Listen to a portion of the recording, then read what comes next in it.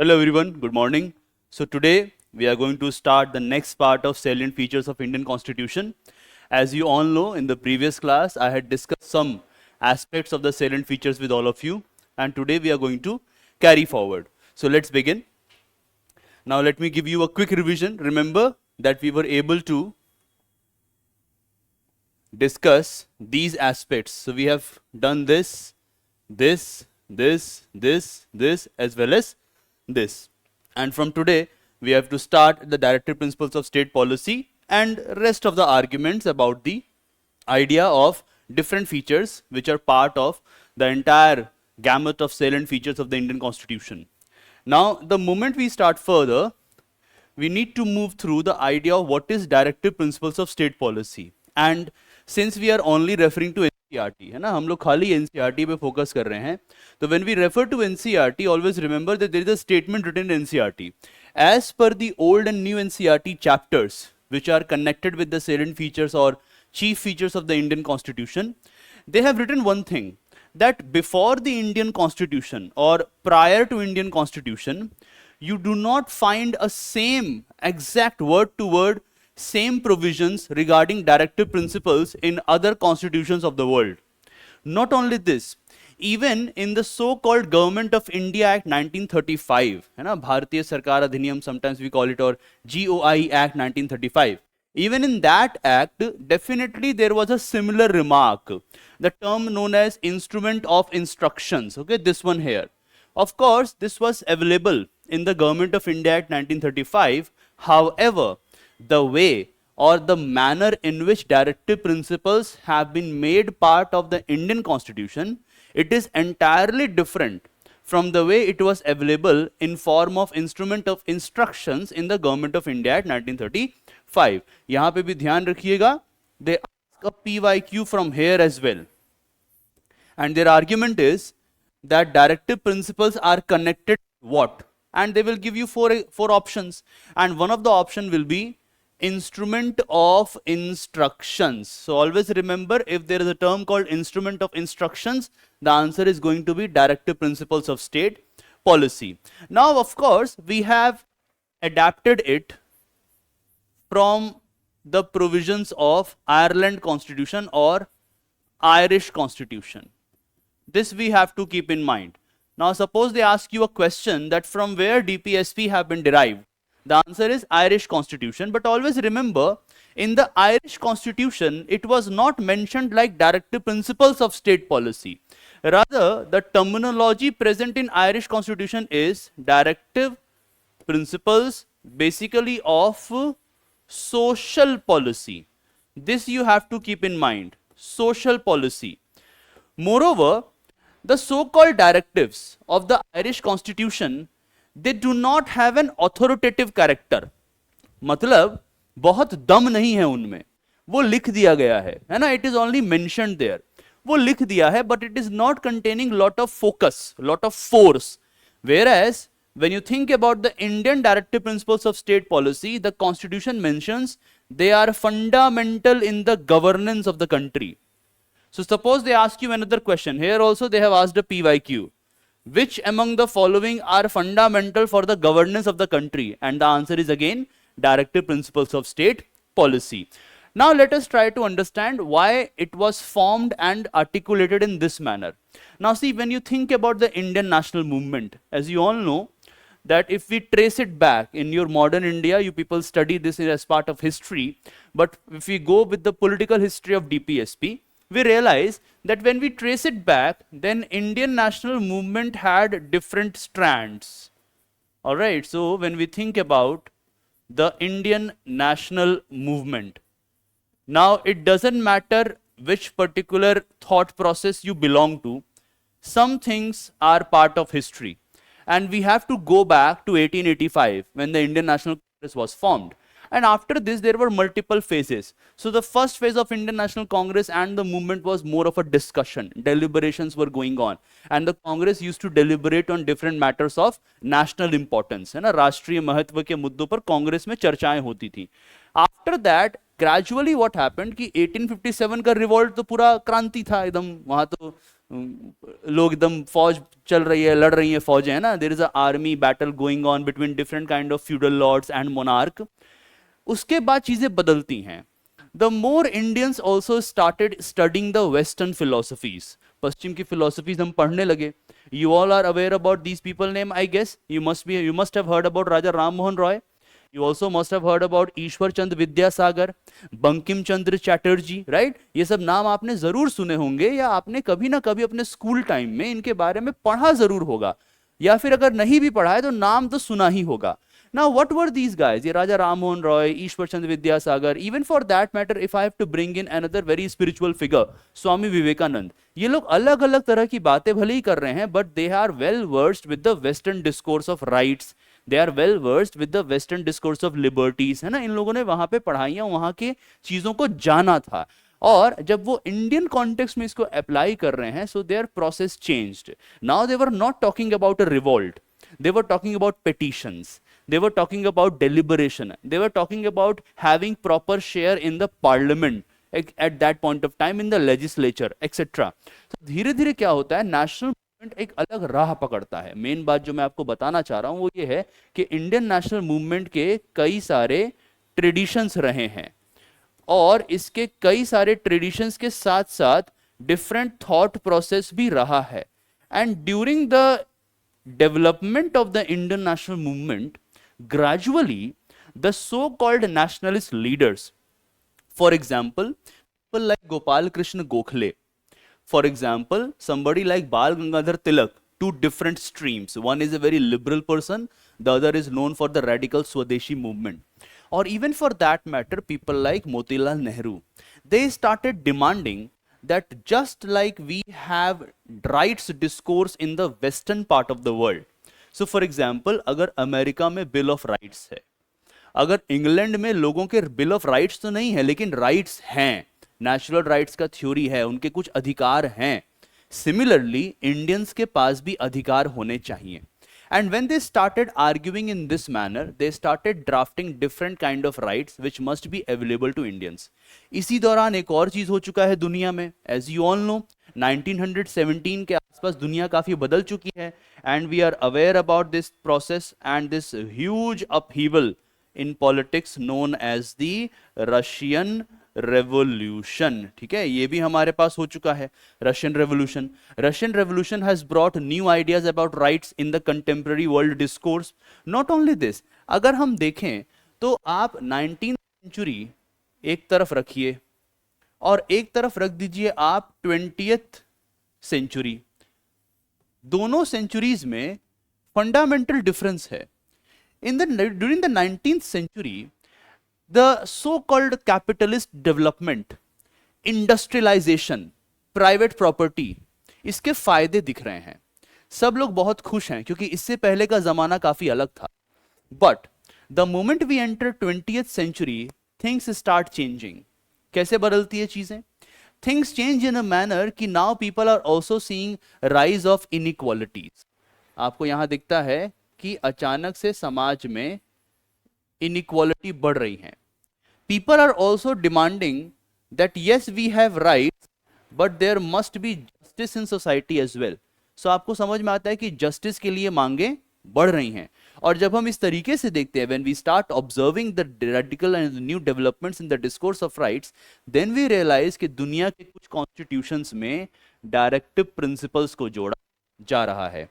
Indian national movement के time पर, even during the Indian national movement, the leaders had drafted huge number of rights. For example, if you read the Motilal Nehru Committee report, in that report you will find a lot of rights, but you won't find the difference between fundamental rights and directive principles. सारे के सारे rights एक ही जगह लिखे गए थे। That was the idea in the minds of the framers, और उससे पहले national leaders थे कि हमें सारे rights देने हैं। But think about directive principles. The directive principles of state policy, they deal with social plus economic rights. का मतलब यह हुआ that these principles are going to cost heavy amount of money and resources for the state. सरकार को खर्चा करना पड़ेगा ना, अगर आप खर्चा नहीं करेंगे तो आप सोशल और इकोनॉमिक राइट्स कैसे देंगे? Is it even possible? And I know you people know the answer that, sir, it is not possible. Now think about it. India is becoming independent. Do we have enough money? अगर इतना पैसा हमारे पास होता तो अंग्रेज को हम जाने देते? द ब्रिटिश लूटेड अस, है ना, एक प्रकार की डकैती जो है लगभग 200 सालों तक अंग्रेजों ने इंडिया के साथ की थी, right? And they made us deprived, they led to deindustrialization in India, they led to negative growth, आपको पीछे कर दिया गया, they also made us undeveloped. So colonialism ने हमारे पास बहुत ज्यादा पैसा, बहुत ज्यादा रिसोर्सेज नहीं छोड़ा था। That is why the framers thought, why not we divide the rights into two parts? First part कौन सा होगा? Those rights which will be granted immediately, जो तुरंत दे दिए जाएंगे. These rights are now today known as the fundamental rights, part 3 of the constitution. The second, they said, let's leave some rights for the future time period, meaning that they would be granted in the future. Now the terms are very careful here as per NCERT. Number one, if यानी अगर, and when यानी के जब, the government would be capable to do so, meaning कि जब सरकार के पास इतना पैसा आ जाएगा कि वो ये राइट्स को दे सकते हैं तो समय के साथ उनको दे दिया जाएगा. And that is why the directive principles were made non-enforceable. मतलब while you have right to constitutional remedies as part of fundamental rights, that suppose your rights are getting violated, you can approach the Supreme Court or the Judiciary of India. आप न्यायपालिका के पास चले जाते हैं, court के पास, और आप बोलते हैं कि मेरे राइट्स को वायलेट किया गया है, इस राइट को लागू किया जाए. That means that fundamental rights are enforceable. लेकिन जहां हम लिखते हैं नॉन एनफोर्सिएबल, इसका मीनिंग क्या होता है? इसका सिंपल मीनिंग है that you can not go to the court of law. आप जाके कोर्ट में ये नहीं बोल सकते कि मेरे इस डायरेक्टिव प्रिंसिपल के राइट को लागू नहीं किया जा रहा, it is not getting implemented, so kindly supreme court of India tell the government to implement these rights. No, this can not happen when it comes to the directive principles of state policy. They are not enforceable in a court of law. So here we have to understand that there are different ways in which the directive principles and fundamental rights and the 11 fundamental duties are known as the salient feature of the Indian Constitution. Now there has been usage of the term state again and again in the class. Now when you think about the concept of state, of course the concept of state is a bit difficult to understand. आपके लिए अभी state को समझना मुश्किल होगा, तो मैं आपको पहले ही बता रहा हूं कि अभी आप उसमें दिमाग ना लगाएं. लेकिन when you read article number 12 of the Indian Constitution, ये मैं यहां पे बता देता हूं, when you read article number 12 of the Indian Constitution, it defines state. Article 12 में स्टेट को डिफाइन किया गया है, and NCERT has referred to that definition when it comes to initial understanding about salient features. Now let's see what is meaning of state in India. Number one, the government and the parliament of India. ये बहुत important question रहता है, यहां से PYQ पूछा गया है. So suppose I write this term article number 12. Article 12, the term state in India.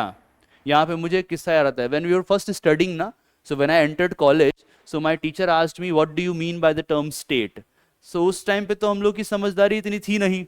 So we said, sir, Bihar, Rajasthan, Uttar Pradesh, Maharashtra, Kerala, these are states. He said, no, they are states. But when I am saying state with the capital S, I mean something else. And this meaning of state is present in the article number 12 of the Indian Constitution. So get back to it and see what's the first thing. Government and Parliament of India.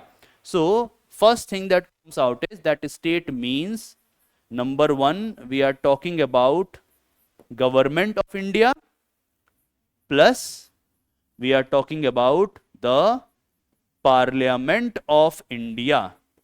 In other words, government here means executive. All right, ये हो गया executive, and parliament means legislature. Remember we discussed this in the previous class, 3 organs of the government. So 2 organ का नाम यहाँ पे आ गया. And when they are saying of India, so government and parliament of India, it means we are talking about the union level, यानी कि देश के level का, the country level, right? The राष्ट्र वाला ऊपर का लेवल, जैसे अभी जो पार्लियामेंट है और अभी जो सरकार है. Apart from this they also mention something else, article 12. See, the government and the legislature of each of the states, मतलब कि अब सेम आ जाएगा. So we find again the term government plus legislature, but here things are going to change. Now we are not talking about the India level. We are saying the constitution says, as per NCERT, each of the states, which means now we are not talking about the union level, we are talking about the state level.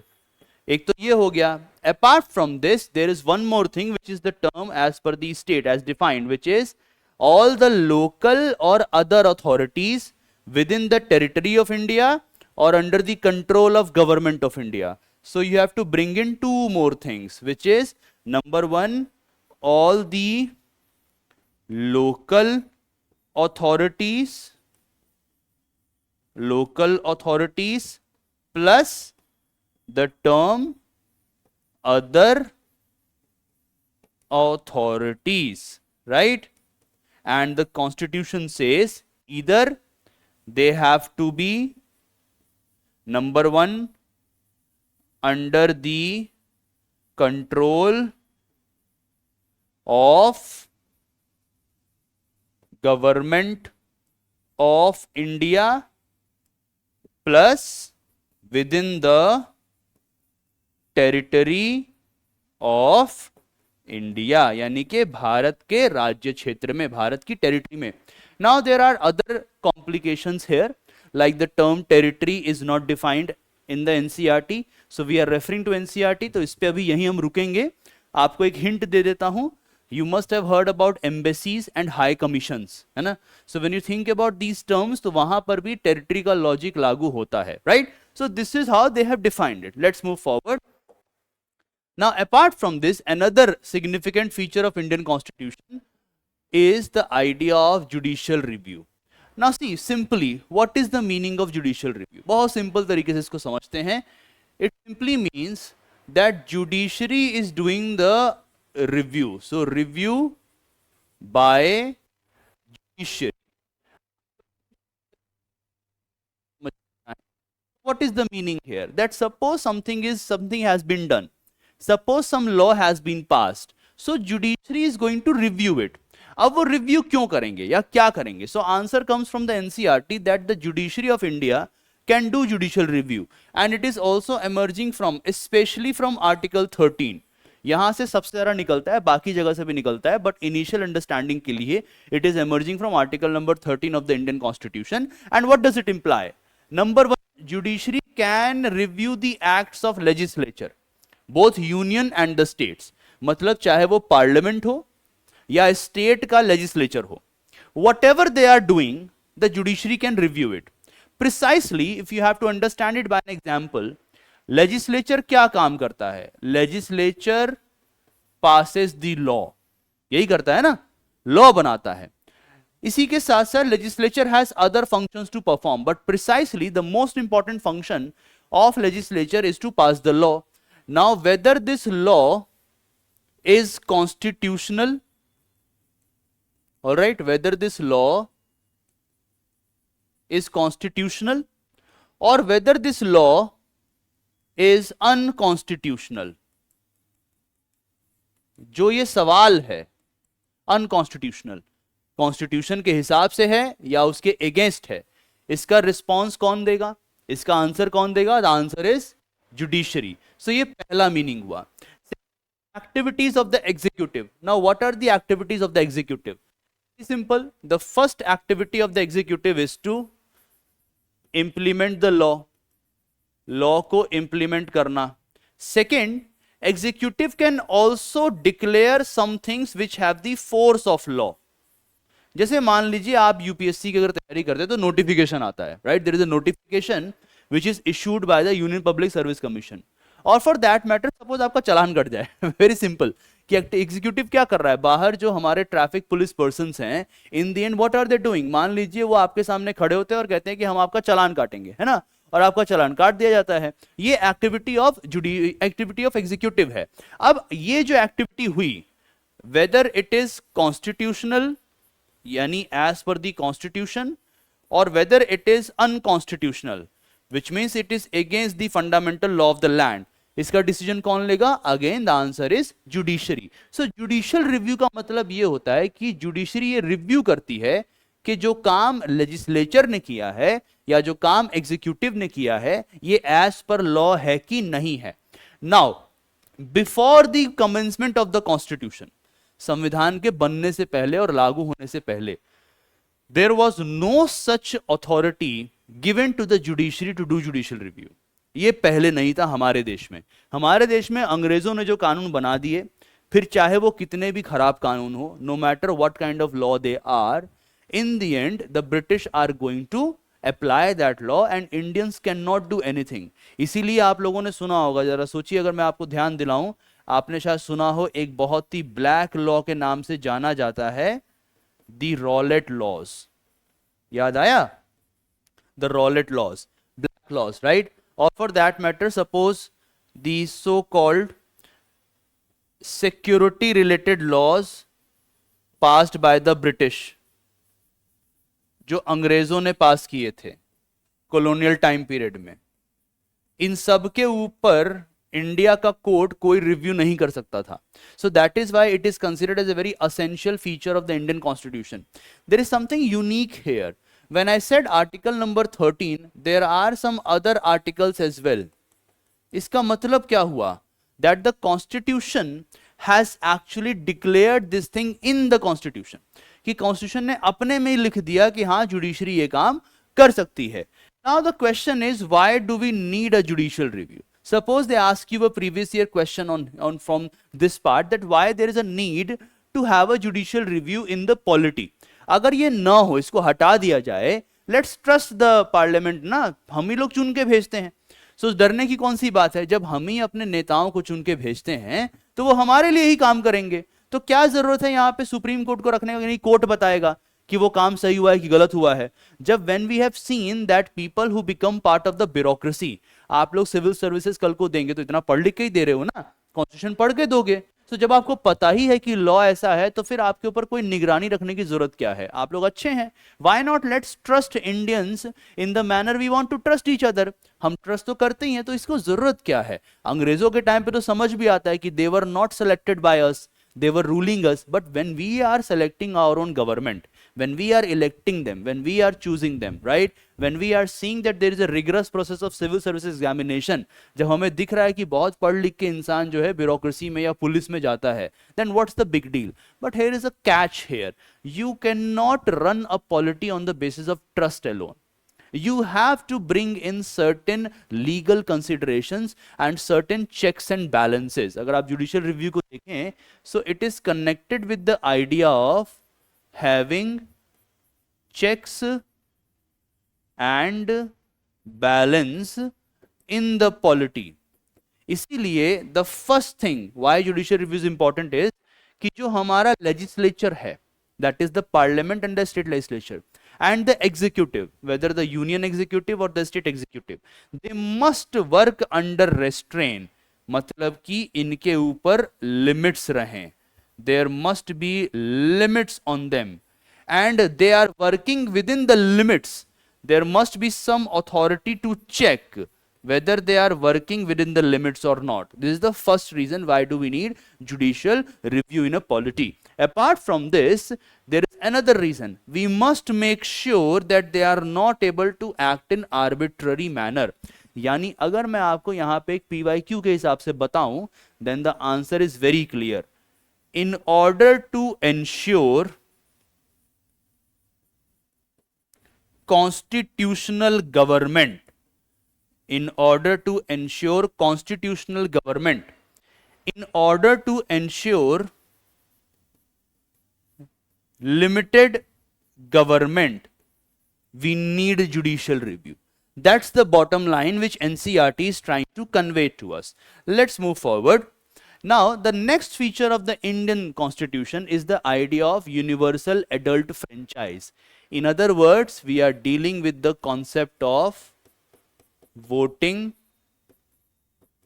Rights, ठीक है, हम इससे deal कर रहे हैं, और for that matter the concept of right to vote. Now see what happened here. This is a very unique thing which is part of Indian constitution, और आप ऐसे समझ लीजिए, in my opinion it is one of the most fundamental feature of the constitution. दुनिया के बाकी constitutions में आपको जुडिशियल रिव्यू मिल जाएगा, दुनिया के बाकी कॉन्स्टिट्यूशंस में आपको फंडामेंटल राइट्स भी मिल जाएंगे, बिल ऑफ राइट्स अमेरिका में है. You will find the legislative procedure to make a law in other constitutions of the world as well. However, when it comes to the idea of granting every person who has attained a certain age, आज के time पे 18 years of age, चाहे वो किसी भी, है ना, irrespective 18 years of age अगर कोई प्राप्त कर ले, उसके बाद उसको वोटिंग राइट मिल जाएगा, ये अपने आप में बहुत बड़ी चीज है. नाउ आई नो कि आप में से बहुत सारे लोगों के मन में यहां पे कुछ डाउट्स होंगे. I am definitely sure about it. For example, many of you might be thinking, आप में से बहुत सारे लोग ये सोच रहे होंगे कि how come is it good for the country. पक्का. जैसे मैं इसको इलैबोरेट कर देता हूं. आपने अपने आसपास ये जरूर सुना होगा कि how come is it possible that my right to vote is equal to a person who is not even literate. जैसे कि मैं आपको इसको समझाता हूं कि ये क्यों इतना कमाल का चीज है. Let's think about it. Suppose I say that there is a person number A. All right? We have a person number A. Now this person, let's say, is an IAS officer. All right? ये मान लीजिए हमारे पास एक IAS officer हैं, right. Similarly there is a person number B. Now let's imagine that this person here is only 5th standard pass. Similarly let's imagine that we have a third person, and this person here is, let's say, a woman, and she is, let's say, a graduate. All right, she has done her graduation, and then we have n number of persons around us, right? Now, as per the so-called universal adult franchise, the idea is that this person has one vote, this person has one vote, and this person also has one vote.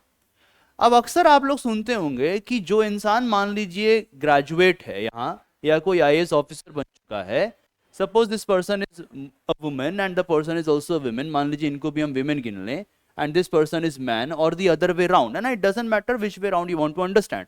Idea इज कि जो इंसान IAS है उसका वोट एक 5th class pass person के वोट के बराबर कैसे हो सकता है. ये क्वेश्चन आमतौर पर आपके दिमाग में रहता है. या अगर आप लोग कुछ ऐसे लोगों को जानते होंगे जो थोड़ी उल्टे किस्म की बातें करने में माहिर हैं, वो अक्सर बोलेंगे कि हाउ इज इट पॉसिबल, अगर वोट देना है दे दो. क्या होना चाहिए, जो लोग ग्रेजुएट प्लस हैं उनके एक वोट का वैल्यू होना चाहिए कम से कम 3 वोट के बराबर. जो लोग बिग पोजीशंस पर हैं जैसे डीएम हैं, उनके एक वोट का वैल्यू होना चाहिए 5 वोट के बराबर. जो लोग 12th पास हैं उनके एक वोट का वैल्यू होना चाहिए 1 वोट के बराबर, और जो लोग इससे नीचे हैं उनके एक वोट का वैल्यू होना चाहिए 0.5 वोट के बराबर, और बिल्कुल जो एकदम इलिटरेट है उसके एक वोट का वैल्यू होना चाहिए 0.2 वोट के बराबर. इस तरह की बातें कई बार लोग कर देते हैं. To some extent many people say कि नहीं नहीं, इलिटरेट लोगों के पास तो राइट टू वोट ही नहीं होना चाहिए. Now see, when you think about this ना, you are actually following into a trap. ये बहुत ही गलत आर्ग्यूमेंट है. अगर आपको ये लगता है कि डिग्री पा लेने से कोई इंसान ज्यादा अच्छा सिटीजन बन जाता है, तो आप गलत सोच रहे हैं. Example, people who were working during the Adolf Hitler's regime in Germany, the judges, the lawyers, the big bureaucrats, were they not literate? Of course they were literate. तो उनके वोट से ऐसा क्या बदल जाता कि उन्होंने बदलना तो बदल दिए होते. जर्मनी में कभी होता ही नहीं. Not only this, think about England, वहां तो सब लोग बहुत पढ़े लिखे थे कि नहीं थे? Despite this they colonized India और not? And the answer is yes, they colonized India. England के पढ़े लिखे लोगों ने ही तो इंडिया को कॉलोनी बनाया और उसको जस्टिफाई किया. इसका मीनिंग क्या है कि व्हेन यू थिंक कि नहीं सिर्फ पढ़ाई लिखाई से ही वोट का वैल्यू आता है, that's a very bad understanding. Why? Because you might be literate, आप लिटरेट हो सकते हैं, पर इसका मतलब नहीं कि आप एजुकेटेड भी हैं. याद रखिएगा, there is a problem of illiteracy of the literate in India as well. That is why when we think about the idea of universal adult franchise, ये अपने आप में बहुत बड़ी बात थी. क्यों? क्योंकि उससे पहले हमारे देश में क्या था? रेस्ट्रिक्टेड फ्रेंचाइज था. मतलब कि जिनके पास एजुकेशन है, कोई डिग्री है, जो लोग टैक्स भरते हैं और जिनके पास प्रॉपर्टी है, यही लोग वोट दे सकते थे. Only they could go and put up their vote. But when it comes to the constitution of India, we decided that no, any person and every person after attaining a certain age, at this moment this is 18 years, that person is eligible to become voter of India. आप यूं समझ लीजिए कि restricted franchise इतना कम था that during the Government of India Act 1935, which actually granted the largest amount of franchise, यहां से एक आपका PYQ आता है, that which particular law passed during the colonial time period granted the largest amount of franchise to the people of India, and the answer is Government of India at 1935.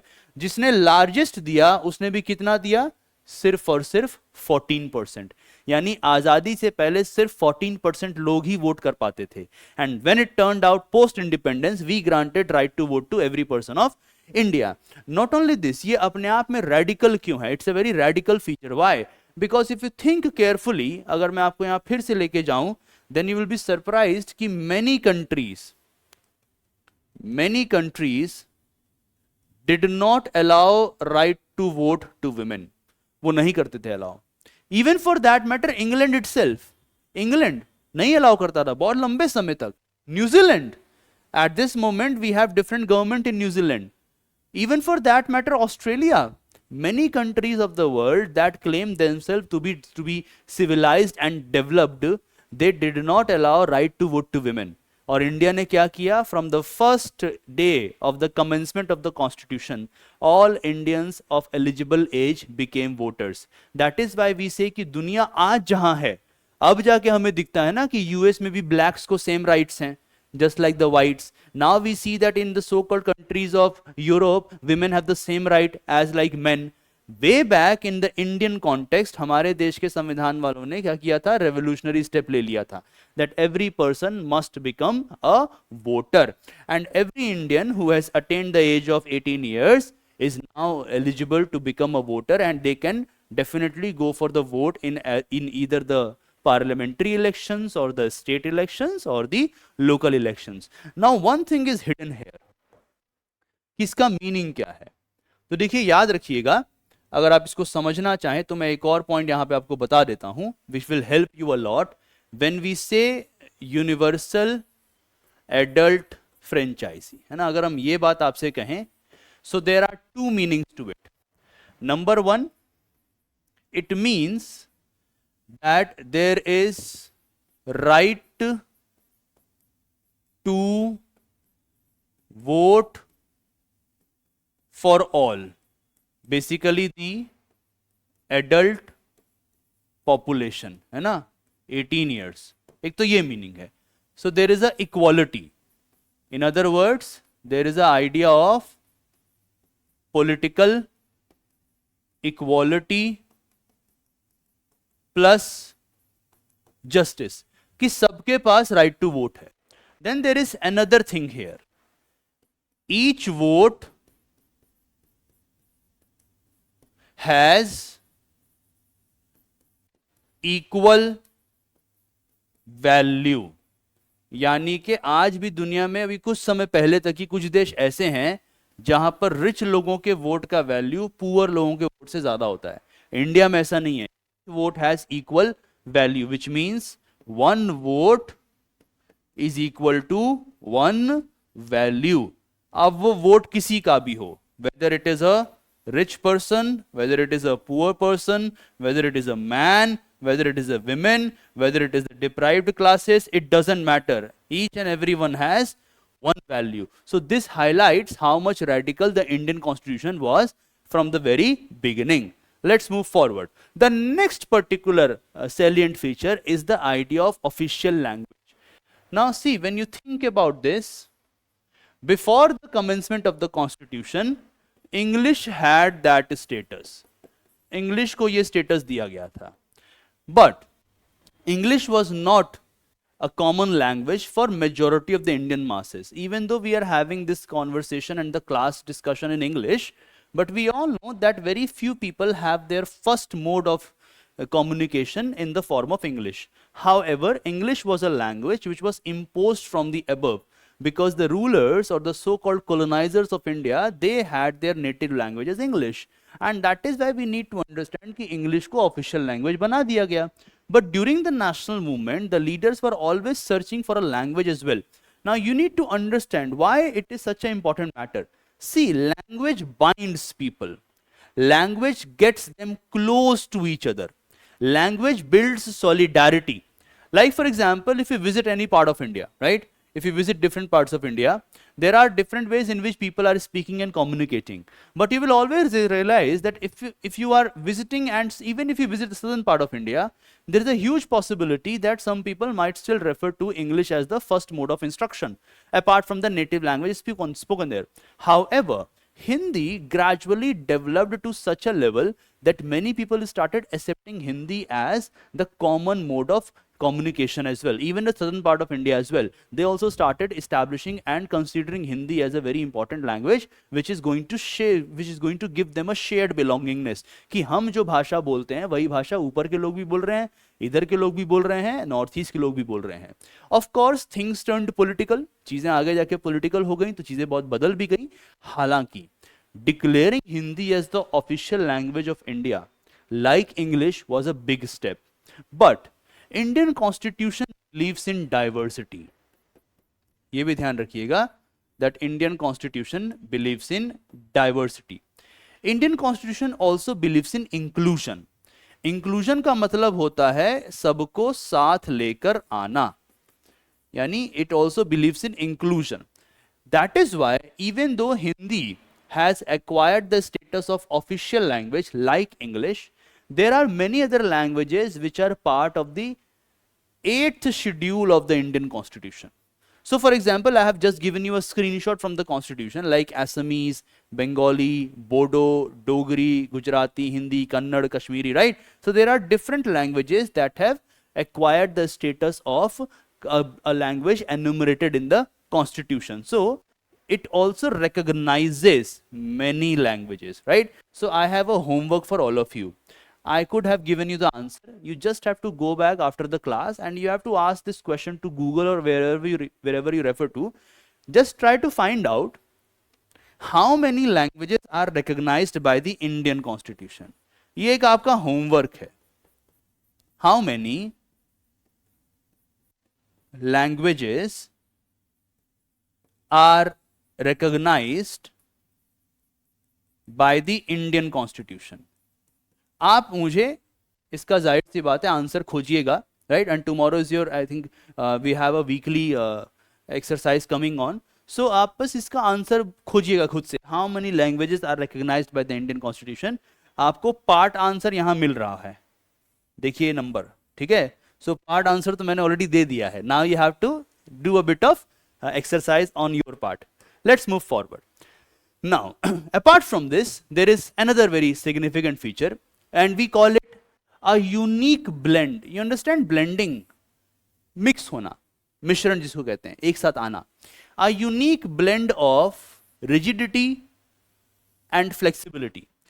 If you are able to look back, on the back of the screen, I have put an image from the original Constitution. I have that copy with me at my home. Since I teach polity, I always carry some stuff with me. So behind the background image is of the article number 368 of the original Constitution, and it refers to amendment of the Constitution. Now NCERT is telling us that it is another very unique feature of the Indian Constitution.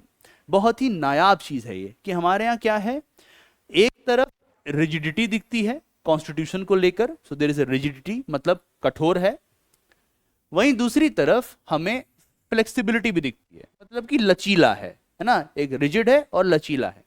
Now what do we mean? Think like this. Indian constitution is one of the lengthiest constitution in the world. बहुत लंबा constitution है, इसके अपने reasons हैं, वो आज की class का टॉपिक नहीं है, it's a different topic, perhaps your higher foundation courses. And it has more than 90,000 words. Can you imagine? More than 90,000 words are present in the constitution itself. However, according to NCERT, it is not an unchangeable constitution. It means that the constitution can be changed. Now, what is the meaning of change? We will discuss it later when I will teach all of you from the NCERT the basic structure debate. ये आगे की class का एक topic है, but salient feature है, so we have to understand it, part of it today also. Means that even though it is such a lengthiest constitution, कि ये इतना लंबा संविधान है, that there are more than 90,000 words, ये याद रखिएगा, more than 90,000 words. Despite this, it can be changed. And the change refers to the idea that constitution itself contains the procedure to amend the constitution. Amendment का मतलब क्या हुआ? A change made in a law और in the constitution by the parliament. ये आपको याद रखना है. From here you might get a PYQ as well as future questions. आए भी हैं और आगे भी सवाल आ सकते हैं, ठीक है. आपको फ्यूचर क्वेश्चन यूपीएससी यहां से पूछ सकता है, what is the meaning of amendment of the Indian constitution, and the answer is that it refers to a change made in a law और in the constitution by the parliament, which means what? That according to constitution only parliament has the authority. Only the parliament has the authority to change the constitution or to amend the constitution. This authority is not available to the legislature. This authority is not available to the judiciary. ना तो legislature के पास ये अधिकार है, ना ही judiciary के पास ये अधिकार है. संविधान को बदलने का पावर, अमेंड करने का power, the power to amend the constitution, to a part change some parts of the constitution, it is only available to the parliament. And interestingly ये काम कॉन्स्टिट्यूशन ने खुद किया है, the constitution itself, right. And then suppose they ask you a question, what is the purpose to amend the constitution? मत करिए, मत बदलिए. And the answer is the purpose to amend the constitution is to remove the difficulties that emerge with time. यानी कि कुछ चीजें जो दिक्कत देने लगे उसको बदलने के लिए हमें चाहिए होता है कि हम कॉन्स्टिट्यूशन को अमेंड कर दें. अब ऐसा क्यों हम सोच रहे हैं? Think like this. 1946 to 49 was the time period जिसमें कॉन्स्टिट्यूशन को बनाया गया. करेक्ट? पक्का ना? गुड. देन है ना, मतलब मैं आई एम थिंकिंग कि आप लोगों को ये एकदम अब याद हो गया होगा. 1946 to 1949 the constitution was made. Then on 26th of January 1950 the constitution was commenced in full form. पूरा का पूरा संविधान लागू हो गया था. 1949 को when the preamble was adopted and the constitution was adopted, it was enacted. कुछ provisions लागू हुए थे.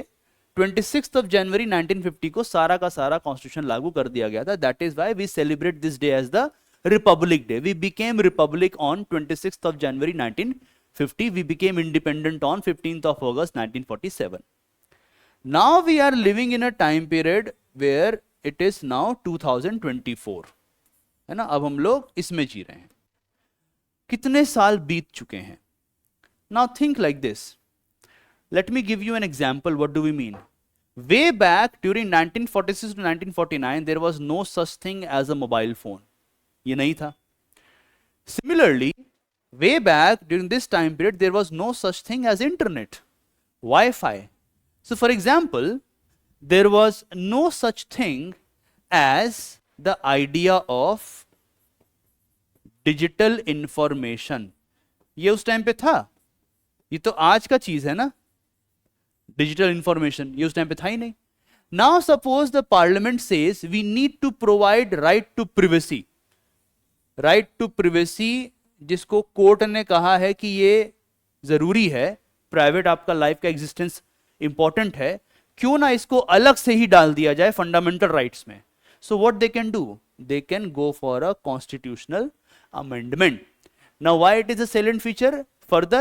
Because before the constitution only the British parliament had the authority to amend any law made regarding Indian governance system. आजादी के बाद जो हमने किया, हमने अपनी पार्लियामेंट को ये राइट दे दिया. However, यहां पर हमें इस सवाल का जवाब नहीं मिला that how come is it a unique blend of rigidity and flexibility. So let's go deeper into it and let's try to understand in what manner it is connected. See, there are three ways to amend the constitution: blending of rigidity and flexibility. Now when you think about these three ways, you will realize the first way is through simple majority in parliament. I will tell you each and everything in a part. जितना NCERT में है उतना ही आज आप लोग समझेंगे. Simple majority in parliament and you can change the constitution. The second is absolute majority in the parliament, which mean a higher kind of majority, simple से ऊपर के लेवल का. And the third is absolute majority in parliament plus ratification और support, additional support by the states. Ratification को आप समझ लीजिए additional support by the states. All right, now let's look at the first one. Some provisions could get amended by simple majority of two houses of parliament. Simple majority means what? Suppose there are 5 people, 3 is the majority, as simple as that. So simply, simple majority, we are talking about just the normal majority here. But always remember, technically it is not treated as an amendment in the constitution. Technically speaking, it might lead to some change of the constitution, but it is not amended or it is not considered as an amendment in the constitution, not a bigger amendment. Now what are the examples of this? And you will be surprised to note this, that change in the name of a state. Like tomorrow, suppose they want to change the name of Uttar Pradesh. The parliament can do so by a simple majority.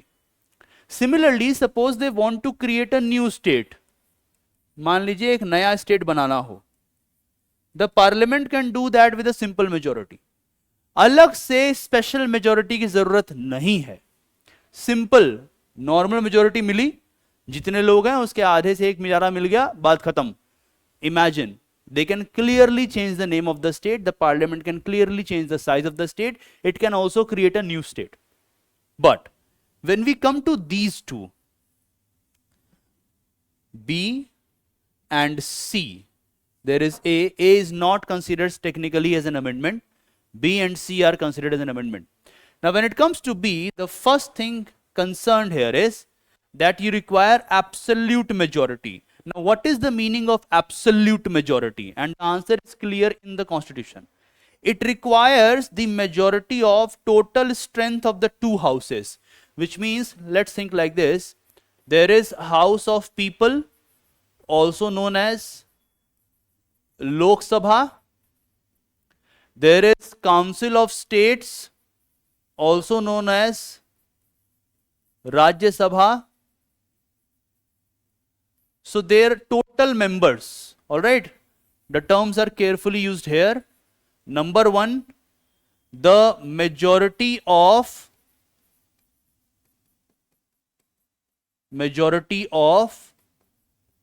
total members of the house.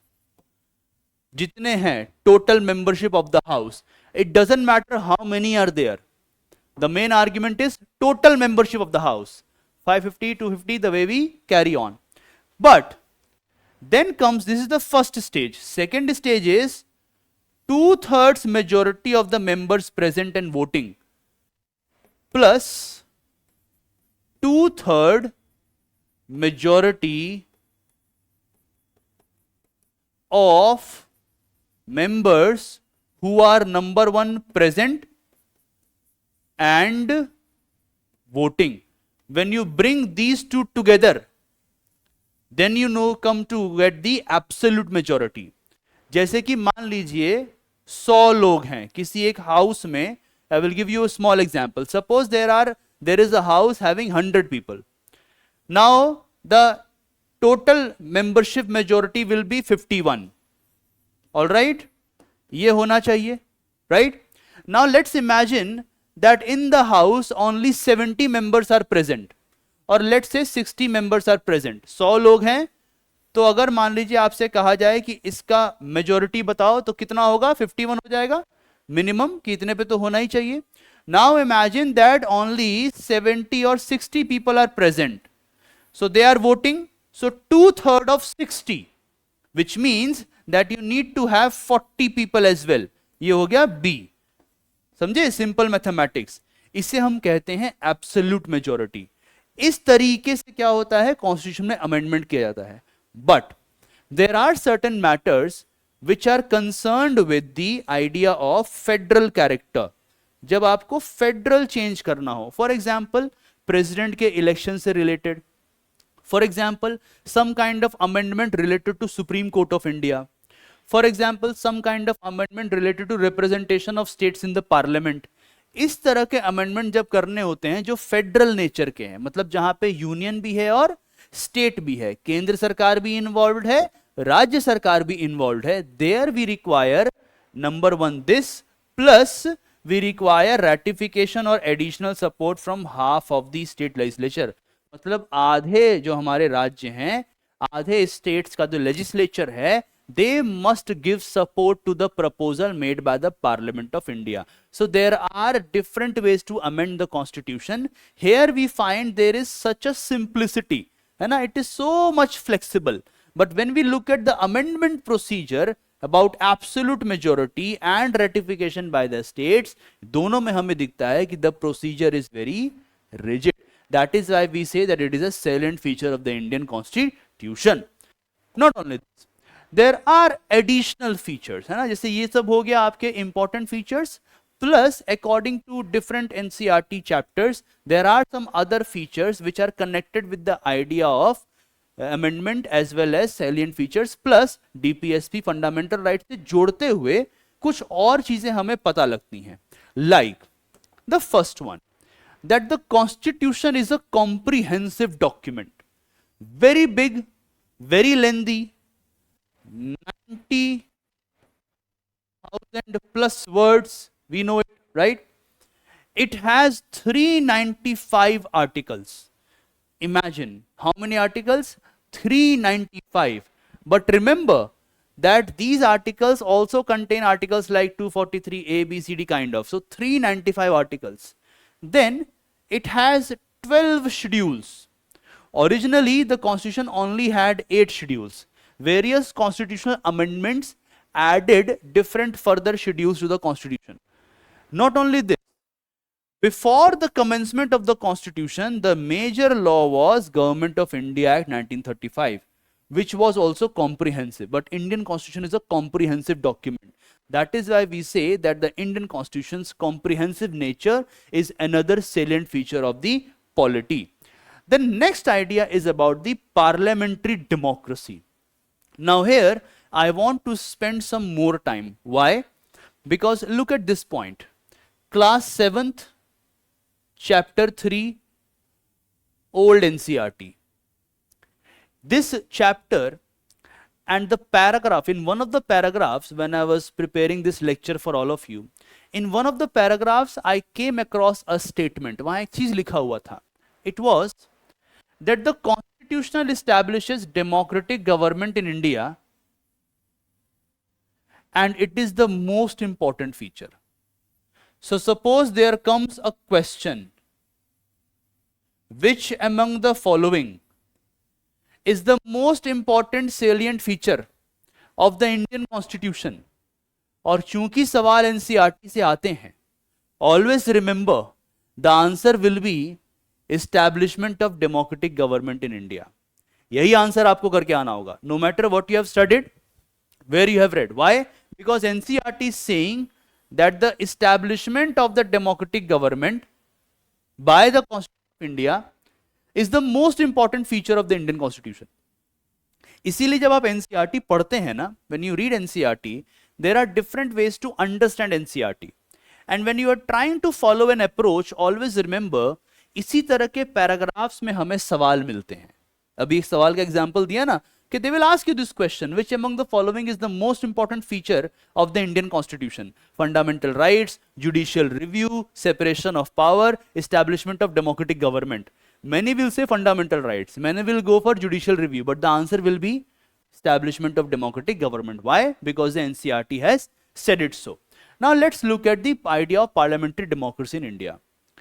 Before the commencement of the Constitution, there was this law called Government of India Act 1935. Now this particular act had established some element of parliamentary democracy at the provincial levels. There is no doubt about it. As well as a parliamentary democracy at the national level it tried to establish. Moreover, the act aimed at establishing government system in a democratic manner in India. थोड़ा सा, बहुत नहीं, थोड़ा सा. Before this act, there were some other laws. For example, there was a Government of India Act of 1919. There was an Act of 1909. All these acts also aimed at establishment of or gradual dispersal of limited power towards India. मतलब जो भारत के लोग हैं उनको थोड़ी थोड़ी शक्तियां दे दी जाएं, टोटल पावर नहीं देंगे. They will not give us the total power. थोड़ा बहुत पावर दे दिए, बहुत बड़ी बात होगी उनकी तरफ से. Now when we read it, then we realize कि ये लिमिटेड था. एक एग्जाम्पल आप पहले ही पढ़ चुके हैं.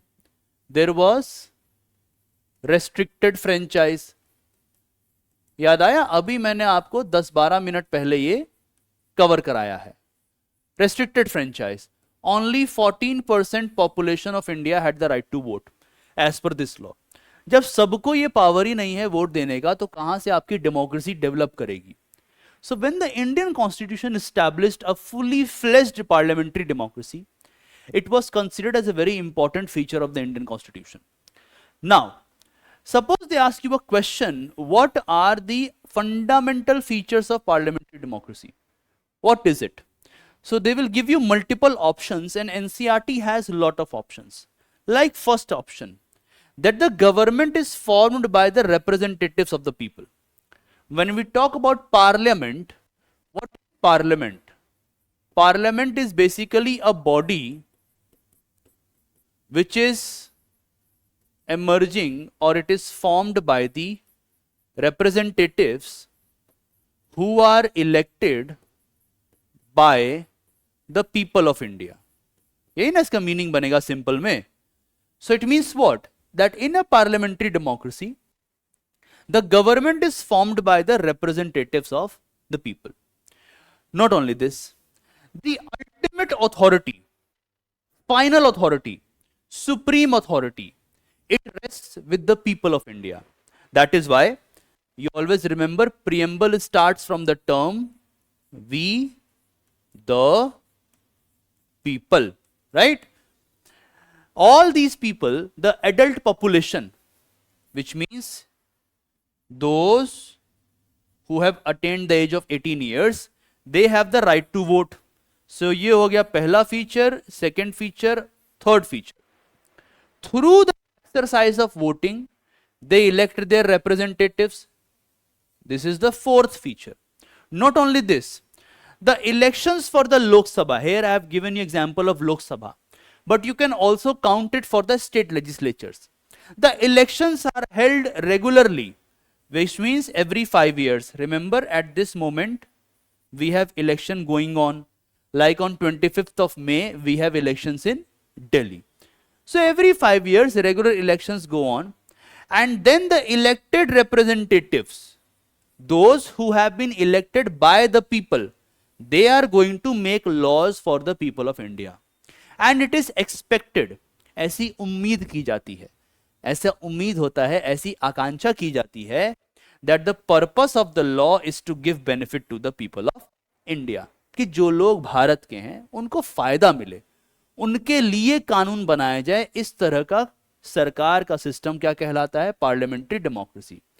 However, you must keep in mind all these features are actually, let me put it here, the entire features we have just seen here, ये सारे features है ना, all these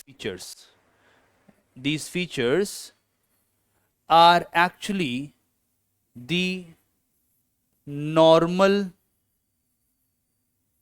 features of a parliamentary democracy. Do not think that these features are the essential features. They are normal features. Why? Because NCERT says that there is something more to parliamentary democracy which makes it different from other democracies or other models of democracy.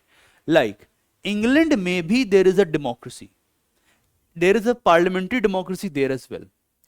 Even in USA, they have a legislature, but their system is a bit different. So we need to understand how come parliamentary democracy has a different outlook. For example, in this model of democracy, the first thing which comes out is that the parliament represents the people of India. All right, so all those people who are part of the discourse, they are represented by the parliament. यानी parliament से ही उनके साथ काम चलता है और parliament ही उन्हें एक प्रकार से जोड़ के रखती है. However, when you think about the exercise or activity of the government, when we think from this perspective that how come the government is going to function, भले ही पार्लियामेंट रिप्रेजेंट कर रही है, the government is actually carried out in name of some other authority. जैसे कि आप अगर देखें तो मे बी आपने इस चीज को नोटिस किया हो. Like, have you seen the position of president?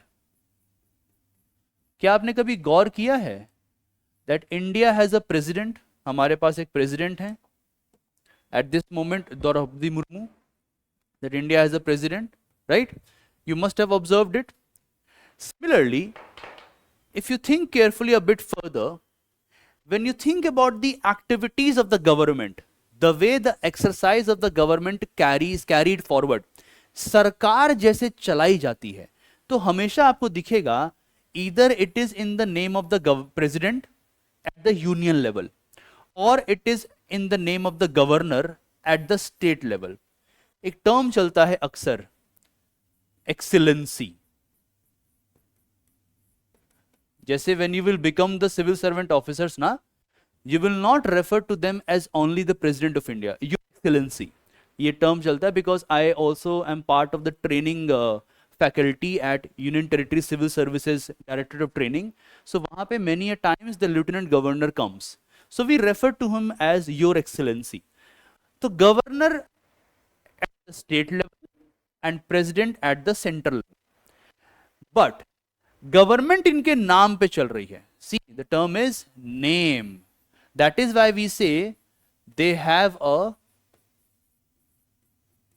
symbolic value, especially the president.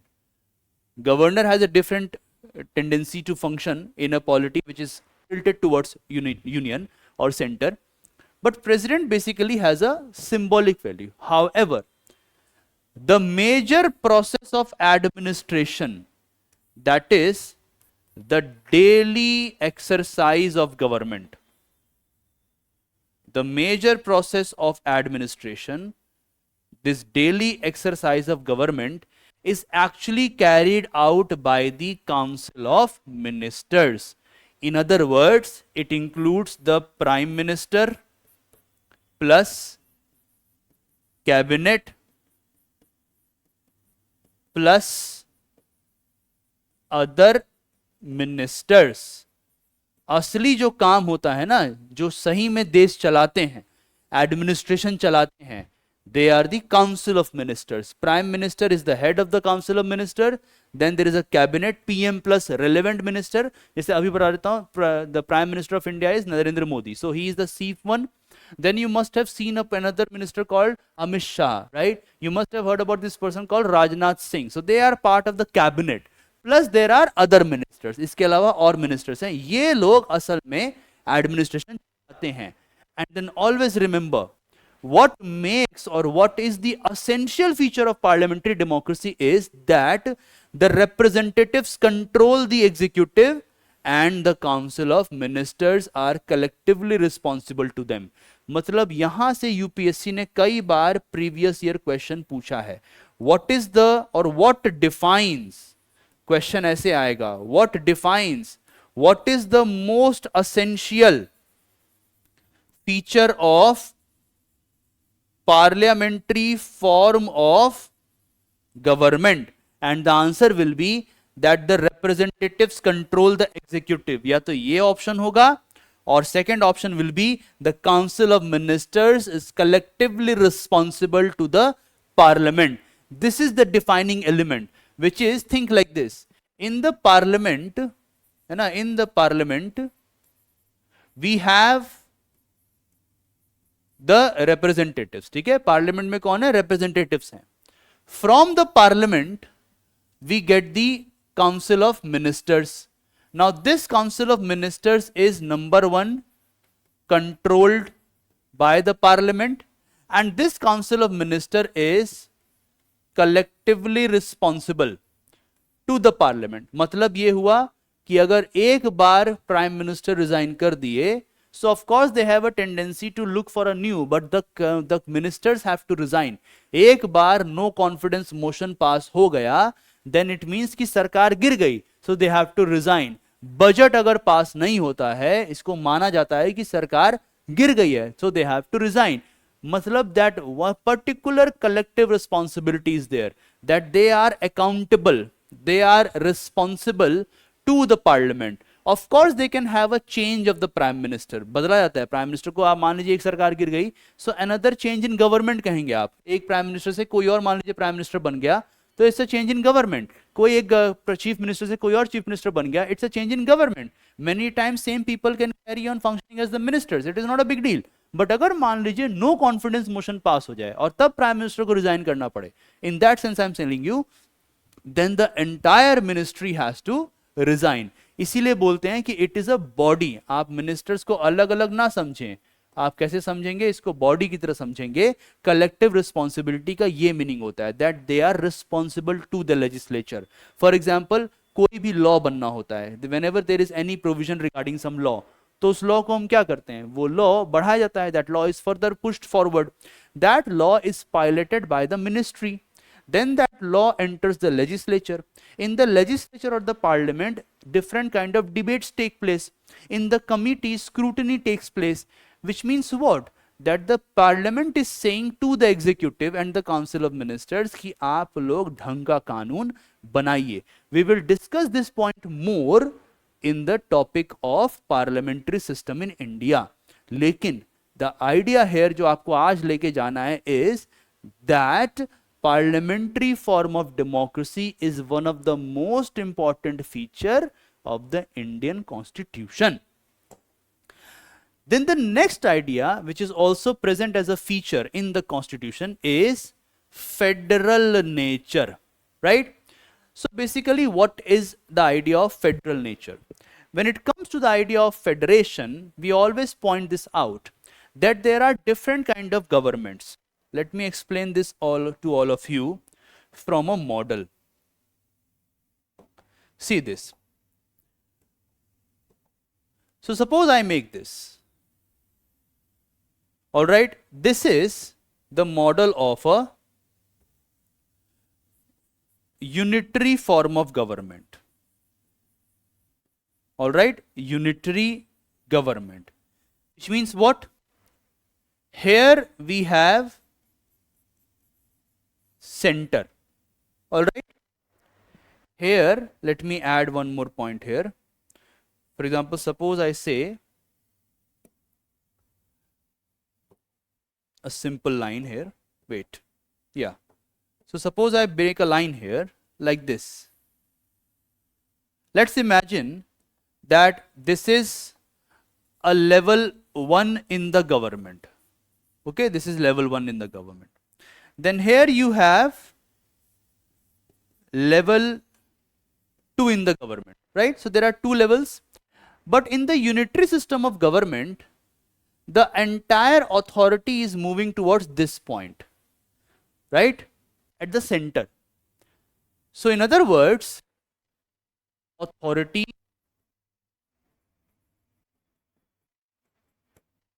power, सारी शक्ति कहाँ है? सेंटर के पास है. But now let's try to understand what is a federal kind of government. उसको समझने के लिए we will study like this. I will make one circle here and one circle here. All right? And then I will bring out a larger box here. ठीक है? अब मैं आपको इस मॉडल से समझाता हूं कि फेडरल क्या होता है. Now here we can write union. यहां क्या लिख दिया हमने? Union. And here we can write states. Now you can see that there is a relation between union and the states. In what sense? Both are coming together and they are actually sharing power, all right, or sharing authority. As simple as that. So they are sharing authority with each other. Whereas here you find everything is concentrated, right? But here it is clearly visible that the union has a separate existence and the states have a separate existence. This is the model of federal system.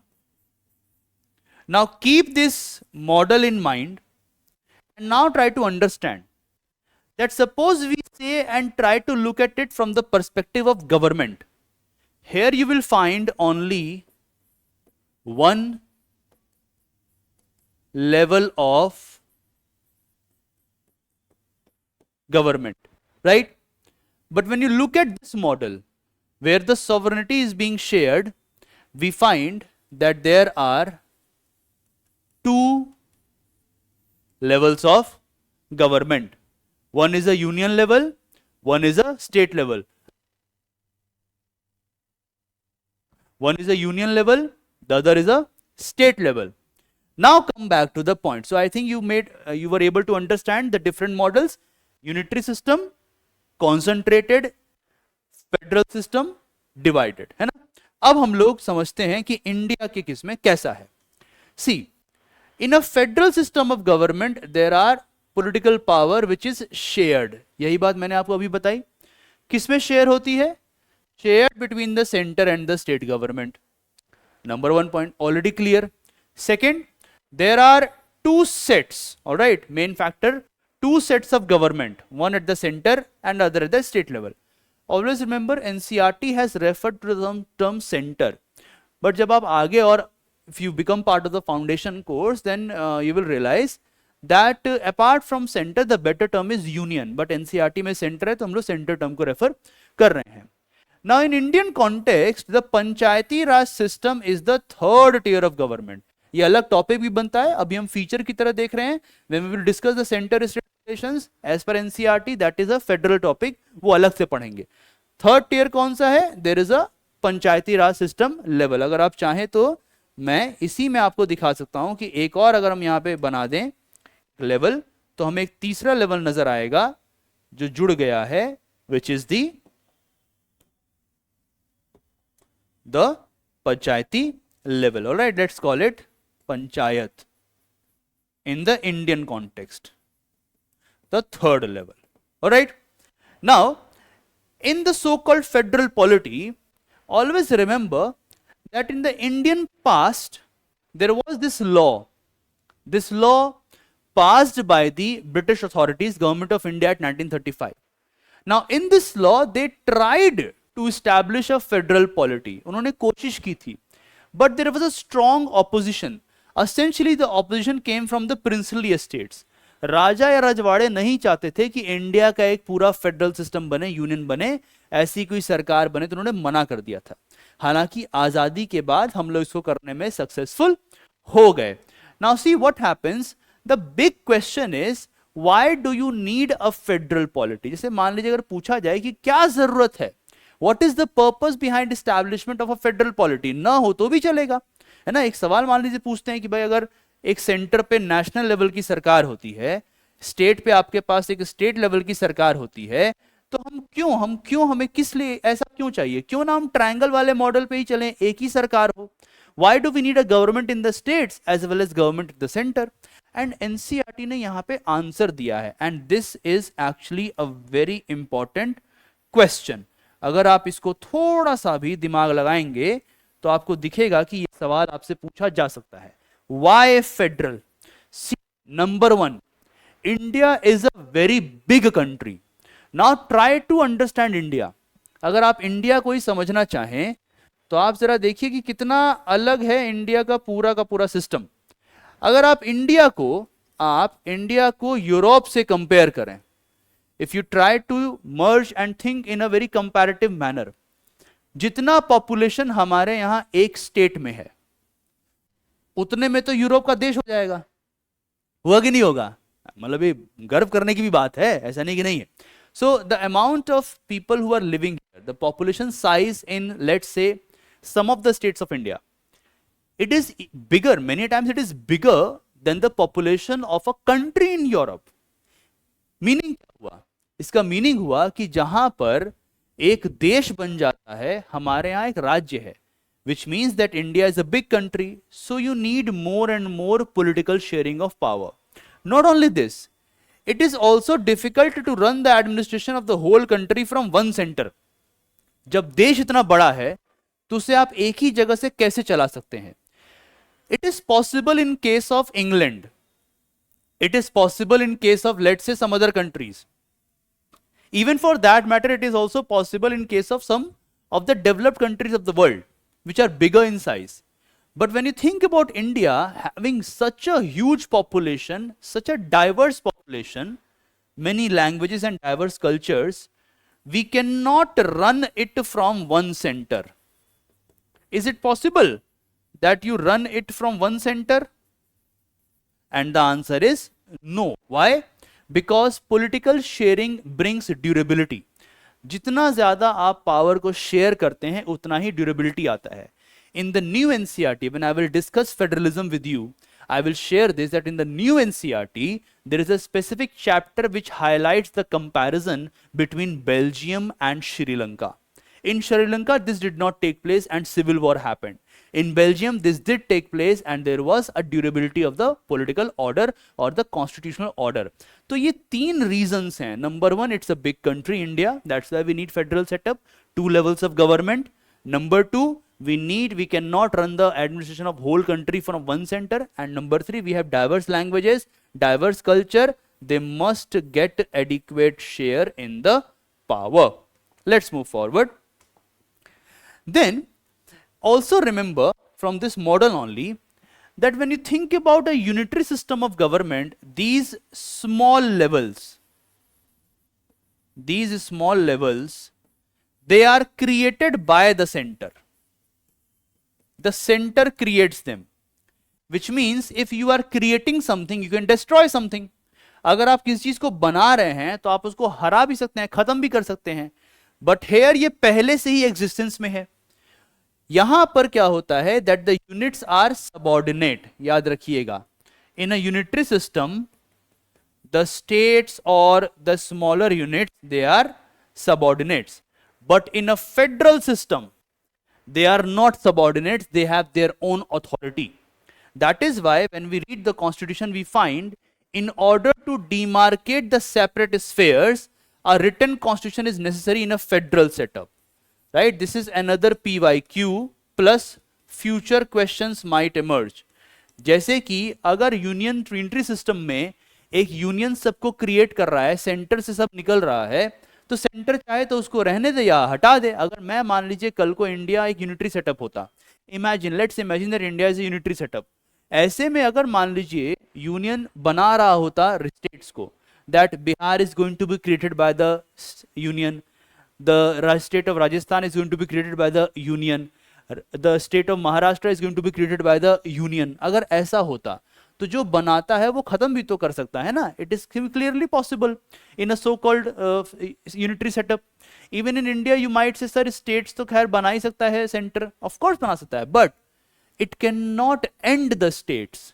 Whereas in a unitary setup जैसे England में होता है, it can end the units. That is why आप ये कैसे ensure करेंगे, in what manner will you ensure कि states बचे रहें, यूनियन भी बचा रहे. सबसे अच्छा तरीका क्या होता है, सरकारों को बांध दिया जाए. Let's limit the government, let's put some restrain on the government. And what is the best method of restraining something? Go back to the first class, we write it down, we note it down. That is why to ensure a demarcated area of separate existence, a written constitution is necessary in a federal setup, and the Constitution of India has done the same. However, there are some more inputs here. Always remember, the term federal has not been used in the Constitution. Constitution में आपको कहीं भी federal setup term नहीं मिलेगा.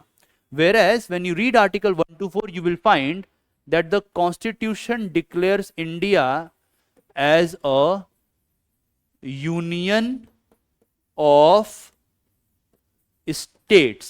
इसका meaning क्या हुआ? इसका मीनिंग ये हुआ कि इंडियन कॉन्स्टिट्यूशन का फेडरलिज्म बाकी दुनिया के फेडरलिज्म से अलग है. इवन दो यूनियन और स्टेट गवर्नमेंट्स के पावर को अलग अलग करके दिखाया गया है, there has been a separate demarcation in the constitution. इसको different करके दिखाया गया है. However, the union of state terminology reflects कि Indian federation is a bit different. So let's try to get something more to it. How this power has been divided. See, constitution ने क्या किया है? It has divided the power in name of list.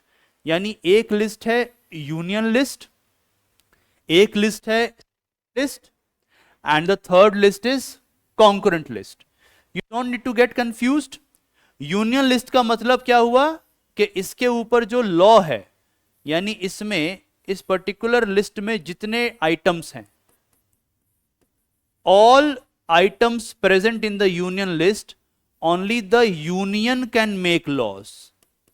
Union can make laws, right? When it comes to state list, answer is now clear. Only the state government can make laws. What is the idea of concurrent? Where both can make laws. Union भी बना सकता है और state भी बना सकता है. Now imagine some things are left. कुछ बच गया.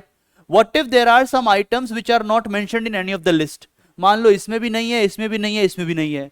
तो जो बच गया, that is known as residue. And only the union or the central government can make laws on the residual matters. Now suppose they ask you a question, okay, what are the subjects? Give examples. So see what is happening here. We are actually dividing the competency. यही काम हो रहा है ना? Basically क्या हो रहा है? Dividing the competency. अक्सर लोगों को ये बात समझने में दिक्कत होती है. So let me elaborate it with an example. मान लीजिए you are going in a gym, है ना? Just suppose you are entering a gym.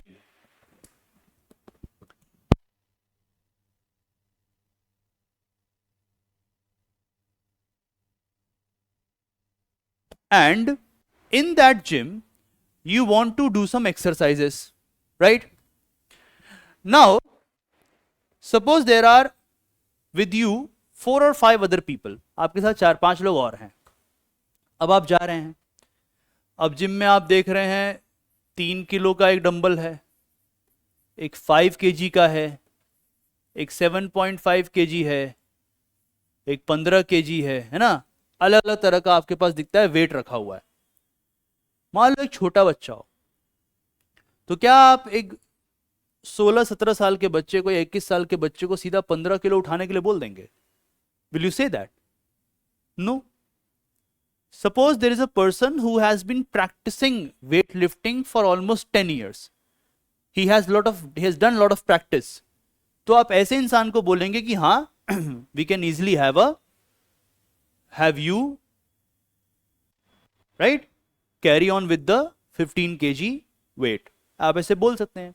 So क्यों कहा आपने? Because the person who has done this for the past 15 years has gained lot of expertise. Moreover, the person is well aware about it because he has been in this business for the past 15 years. Similarly, think like this. Do you make anybody the captain of the team or someone who has this team spirit, someone who knows how to lead? उसको आप करते हैं ना. उसी तरह से think about running the government. There are different competencies and as per these competencies हमने क्या किया है? यूनियन को कुछ दे दिया, स्टेट को दे दिया और दोनों को दे दिया. For example matters of defence. आपने हमेशा सुना होगा देयर इज इंडियन आर्मी. कभी ने सुना है कि बिहार की अपनी आर्मी हो? कभी सुना है महाराष्ट्र की अपनी आर्मी हो? कभी सुना है? ये कभी नहीं सुना होगा. रेजिमेंट्स आ सकते हैं, पोस्टिंग हो सकती है, बट आर्मी कहां की होगी? सिर्फ और सिर्फ इंडिया की होगी. So defence union. Foreign affairs, देश दूसरे देश से संबंध बनाता है. One country establishes relation with another country. ये नहीं कि स्टेट जाके अब देश से संबंध बना रहा है. Diplomacy part of union. Railways, post and telegraph, atomic energy, all these things. And you will find that there are now 97 items in the union list. कितने आइटम्स हैं इसमें? 97. स्टेट के पास क्या क्या है? Law and order, police, right, jails और prisons. There is agriculture. These things are with the state. और इसमें कितने आइटम है? There are 66 items. And in the concurrent list you will find those matters जो दोनों से concerned है. For example, the so-called ideas of civil and criminal procedure, marriage, divorce, education, etc. And there are 47 items in the concurrent list. Now there is one more fact here which NCERT wants you to understand. Imagine that on this matter, let's say on the matter of marriage, since it is in the concurrent list, on the matter of marriage, union ने कानून बनाया और state ने कानून बनाया, दोनों में हो गया कॉन्फ्लिक्ट. तो कौन सा कानून चलेगा? So in the time of conflict only the union law prevails. So this is how there has been a division of power between central and the state governments in India through the 3-list system. It is also known as the 7th schedule of the Indian Constitution. 7th schedule of the Indian Constitution. आप लोगों ने 8th schedule देखा आज language वाला, ठीक उससे पहले we have the 7th schedule. Now let's see one more thing, that when it comes to the federal setup of India, there is an argument that there is a very unique or special aspect about Indian federal polity, that the federal government in India has a unitary bias. मतलब जो पूरा system है वो केंद्र की तरफ झुका हुआ है, वो सेंटर की तरफ झुका हुआ है, which means that the central government has advantage over the states when it comes to division of power. Now there might be a question popping up in your mind कि सर अभी तो आपने हमें दिखाया ये मॉडल जहां पे दोनों क्या कर रहे हैं? They are sharing authority, they are sharing power, and now you are saying कि नो, क्रिटिक्स हैव सेड कि इंडिया में पावर किसकी तरफ झुका हुआ है? सेंटर की तरफ झुका हुआ है. I am not teaching you wrong. Come back to the previous slide and you will remember this point. क्या लिखा है यहां पर? Union of states. सो मैंने क्या कहा था? It's a very unique kind of federal polity, इसीलिए इसको असेंशियल फीचर में भी पढ़ाया जाता है, सेलेंट फीचर में.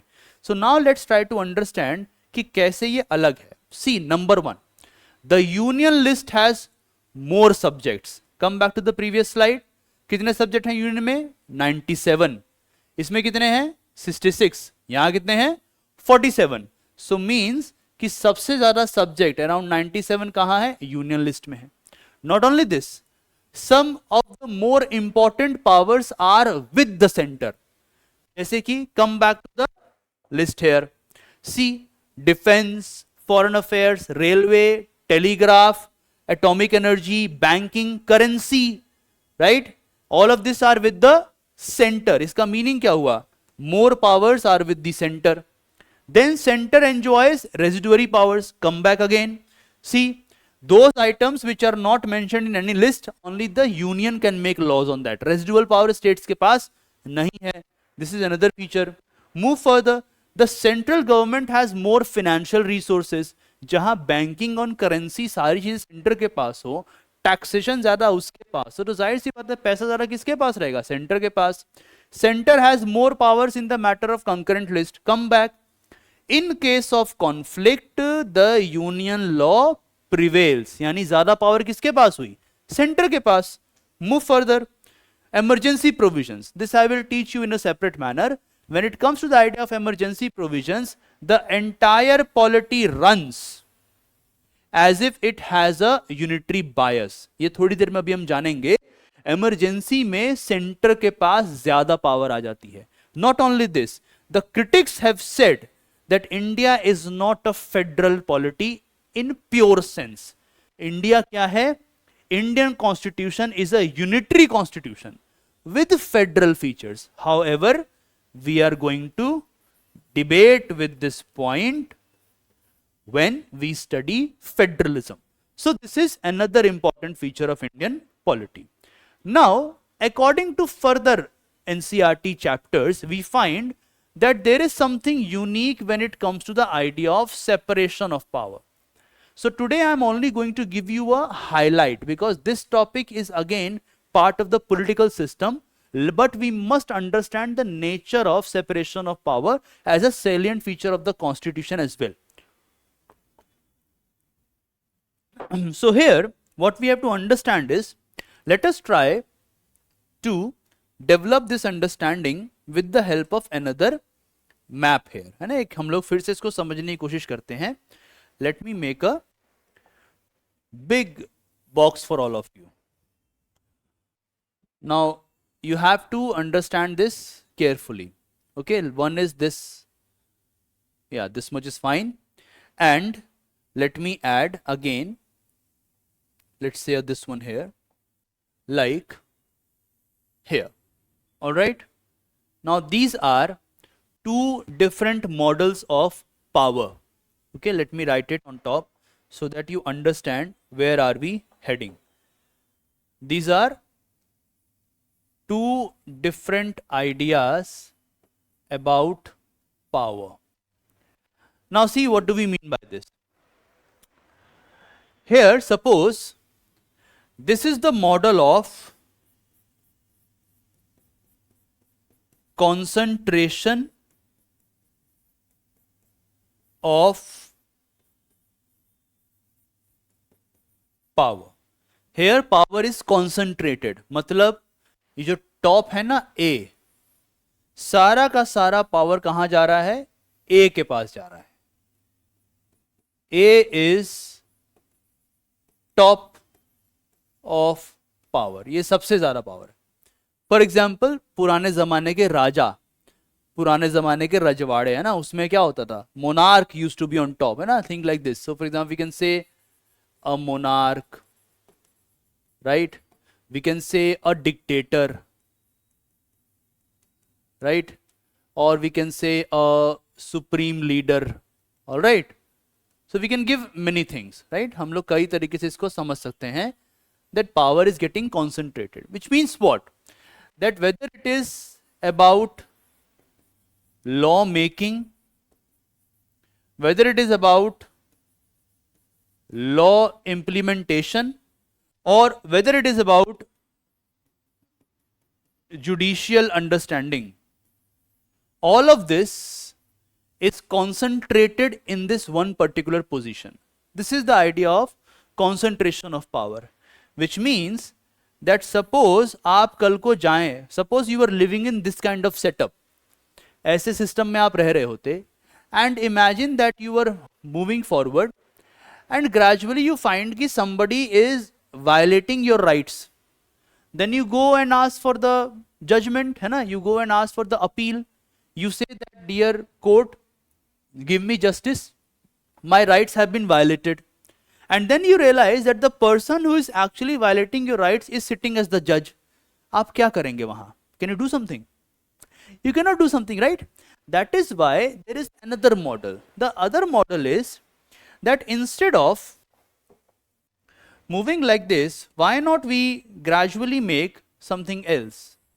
So let us divide the power, है ना? हम लोग क्या करें कि इसको हम सेपरेट कर देते हैं. लॉ मेकिंग पावर को यहां रख देते हैं. Let's have this as separate power. Then we bring in the idea of implementation, ये यहां कर देते हैं. And when it comes to judiciary, इसको अलग कर देते हैं. Now this is known as, in simple sense, this is known as the idea of separation of power. और ये अलग अलग मॉडल्स हैं. When I will teach you political system, then I will elaborate more upon it.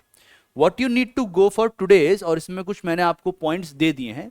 The idea is that according to constitution, there are 3 organs of the government. And these 3 organs of the government are, number 1, legislature, where we have elected representatives, lawmakers.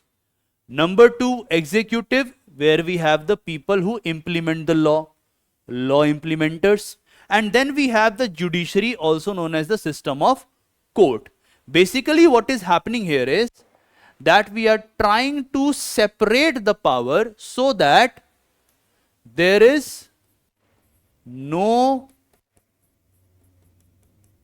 concentration of power, which means here we have concentration, which means that there could be a misuse of power. And if there is misuse of power, it means that there is a possibility of development of tyranny, right? So when you divide the power, there is less possibility of misuse of power. इस तरीके से आपको समझना है. And that is why when we read the constitution has divided it. What happens is that the legislature has its own separate domain, the executive has its own separate domain, the judiciary has its own separate domain. Each and every organ is going to check the other. That is why separation of power actually leads to a system of checks and balances between different organs. When you read it, because we will read it further in the political system, but it is an essential feature that the constitution believes in separation of power, and basically it is about a balanced sharing of power. So we have a balanced sharing arrangement. Now this thought was present in ancient time as well. For example, Aristotle noted this. Not only this, see how Aristotle noted this. Aristotle said legislature means deliberative systems, deliberative spaces. Executive means magistrative spaces, and judiciary means judicial spaces. Not only him. When we move further, then we find that Roman writers like Cicero and Polybius, they also praised the republican character of Rome for having separation of power, because there was in Rome a senate known as the legislature, there was consuls known as the executive, and there were tribunes known as the judiciary. However, it was this person Bodin who was the first modern thinker or writer, but remember, to demand. Here you might have a question that who was the first modern writer to demand separation of power, and the answer is going to be Bodin. However, if they ask you a question, who was the first thinker to theorize separation of power, this person is demanding. किसने किया? Bodin ने किया. Now suppose they ask you a question, theorize किसने किया? The first person who actually theorized the separation of power? And the answer is Montesquieu. The name of the book is 1748, Esprit de Law. In this book, Montesquieu for the first time said we need to have a separation of power. Now let me give you a highlight why Montesquieu is writing like this. Montesquieu argument is that it is a power, a deconcentration of authority which leads to proper securing of an individual. Let me explain it again. So here again, think like this. Suppose I bring in this again a triangle, and then you will understand how it is happening. Think like this. This is the model of concentration of power, which means that, just a moment, yeah.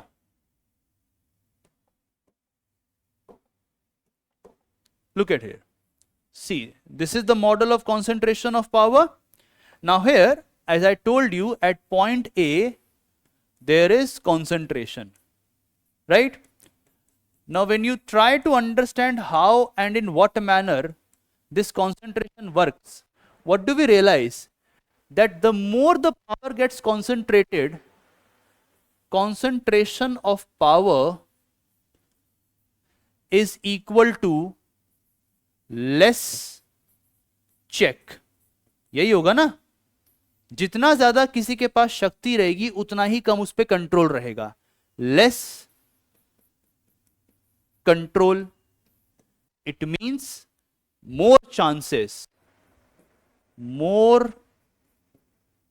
Chances of tyranny, यानी कि निरंकुशता. And if there is more chances of tyranny, it clearly implies threat for individual liberty. Tyranny is a threat for individual liberty और freedom. अगर आपने सारी शक्ति किसी एक को दे दी तो उसके पास असीमित शक्ति आ जाएगी, तो जाहिर सी बात है आपके फ्रीडम पर खतरा हो जाता है. तो अगर मान लीजिए आपको फ्रीडम को बचाना हो, लिबर्टी को बचाना हो, तो बेस्ट तरीका क्या है? Instead of this go for separation of power. यही बात मोंटेस्क्यू यहां कह रहे हैं, that concentration of authority meant tyranny and only a separate distribution of power could ensure individual liberty. UPSC has asked a very unique previous year question from this topic. Not only this, there is one more point here, which is that Indian case is unique, right? Now this is a topic which we study when we study the political system. I will just give you a hint. Legislature and executive are connected. In India, legislature and executive are connected, but there is a separation when it comes to judiciary. ठीक है? So we will study this more inputs on class of political system. Just have to remember that Indian Constitution supports separation of power, a balanced distribution of power. Let's move forward. Then we have an independent and impartial judiciary. What is the meaning here? That judiciary is the protector of the rights of the citizens and persons of India. And in case of violation of any right, a person can go to the Supreme Court or even the High Courts, and the person can claim that my rights have been violated. Now UPSC is going to ask you one question. Why do you need an independent judiciary? What is the need, right? Indian judiciary can give judgment against government, people can go to court, etc., etc. But why do you need an independent judiciary? That remains a lingering concern, a very important question. Number one, that it is not influenced by the executive.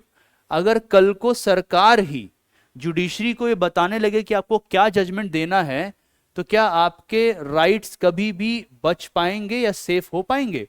Is it possible for you to secure your rights if the judiciary is controlled and it is getting dictated by the government? The answer is no. Similarly, it also plays an impartial role in case of disputes or conflict between the center and the state government. What if tomorrow there is a proper separate domains of center and state, and they are fighting with each other on certain matters. Suppose on a matter of concurrent list or a matter of state list, the union says we are going to make law and there is a dispute, उनमें लड़ाई हो जाए तो उस लड़ाई को सुलझाएगा कौन? Judiciary सुलझाएगी. तो क्या वो सरकार की तरफ से सुलझाएगी या उसको कॉन्स्टिट्यूशन की तरफ सुलझाना चाहिए? The answer is that it must be resolve from the perspective of constitution. That is why in a federal polity a proper separate judiciary is necessary, independent judiciary is necessary. The answer is number 1, to protect the rights, number 2, to protect the federal character. In other words, in order to ensure limited constitutional government, we need an independent and impartial judiciary. Let's move forward. Then there is an idea of welfare state. Now here we have already covered a lot. So basically I'm going to give you the most important insight that is gonna change your thought process. Number 1, you have 6 fundamental rights. Okay, we have a DPSP. We also have fundamental duties. And there are special provisions for the socially deprived sections like scheduled castes, scheduled tribes, other backward classes and women. Basically, Indian constitution establishes a welfare state. So whether you try to understand it from the perspective of preamble or from the perspective of fundamental rights or from the perspective of fundamental duties or from the perspective of directive principles of state policy, Indian constitution is in favor of a welfare state. It wants to establish social and economic justice in India. Social and economic justice in India. That is why a welfare state is that state which works for the welfare of people and especially the deprived sections. So this is another relevant feature. Then in order to ensure that the deprived sections get additional benefit, the constitution has implemented or got the policy of affirmative action. Now very simple, many people disagree with me because it is connected with the topic of reservation. I want all of you to understand it from the perspective of a model. Then you will realize what is affirmative action. Think like this. Suppose I make this big elliptical circle, okay? Then I make one more here. Let me have it. All right. Let's make one more. All right. Let's have a bigger one as well. Let's have one more. All right, let's have it like this. Let's have one more. Okay, let's try to understand what do I want to tell all of you. Now suppose in this we are looking for a race here. Okay, we are looking for a race. I think all of you must have done this in your school time period. Suppose you are standing here, right? Next person is standing in an inner circle. Is this person going to stand ahead of the first person or behind? Of course, you're going to stand here, third here, fourth here, something like this, right? But the finishing line is going to be the same. Why? Why the person who is in the outer circle, that person is standing a bit ahead of others? All right. Why is it that the person who is the most outer circle, he has to stand ahead of others? The argument is because his diameter is far bigger. You know, his circumference is far bigger. He has to cover more distance if the person is running from the same angle. Similarly, suppose we have a different model. Now suppose we have this model where there is a proper race, right? And there are different candidates who are going to run. Like there is one race line, the second one, the third one, right? And the fourth one. Now here you don't need to do anything like this. But suppose you are thinking about this kind of race format, right? When you think about this kind of race format, here you always remember people stand like this, isn't it? आप लोगों ने अपने school में शायद ये race किया भी हो कि लोग खड़े भले ऐसे हों, रेस खत्म ऐसे होती है, जो इंसान यहाँ खड़ा है वो सबसे आगे, उसके पीछे ये, उसके पीछे ये, और सबसे पीछे ये खड़े होंगे, और रेस खत्म लेकिन एक ही लाइन पे होगी। तो ये जो एडिशनल है ना, ये एक्स्ट्रा नहीं है, it is required to do justice to this person, क्योंकि ये सबसे बाहर की लाइन में दौड़ रहा है। Same model is applied here. Affirmative action are those policies which are required to improve the condition of the weaker section of the population. And before independence also, there were certain provisions, like the Government of India in 1909, they also provided reservation, and the Government of India after independence carried forward with this policy. Apart from this, there is another very unique aspect in the constitution known as the emergency provisions. Now see, the constitution emergency provision is what? It is to deal with unexpected security related circumstances. And the constitution talks about three different kind of emergencies. First is national emergency. The second is failure of constitutional machinery in the state, also known as president's rule. And the third is financial emergency. Now, national emergency is declared by the president when he is satisfied that the security of India or any part is threatened. All right, both, either the security of India or any part is threatened. Conditions are of war, external aggression, or armed rebellion. Armed rebellion was added after amendment, so we will deal with it later. So precisely three different kind of security concerns: war, external aggression, and armed rebellion.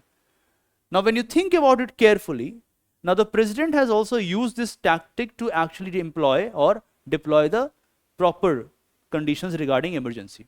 Now what we have to understand is that the entire federal character of the political system, it acquires a unitary nature during emergency, the national emergency. The second is known as the failure of constitutional machinery in the state.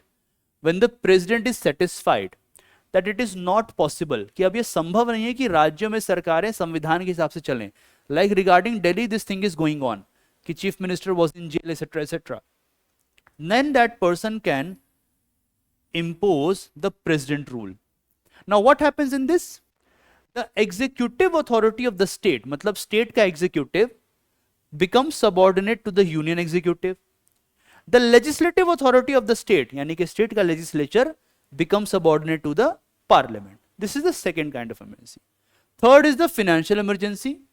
When the so-called financial instability has risen, financial instability has popped up, whether of the nation or its part, then the president gets the authority to declare financial emergency.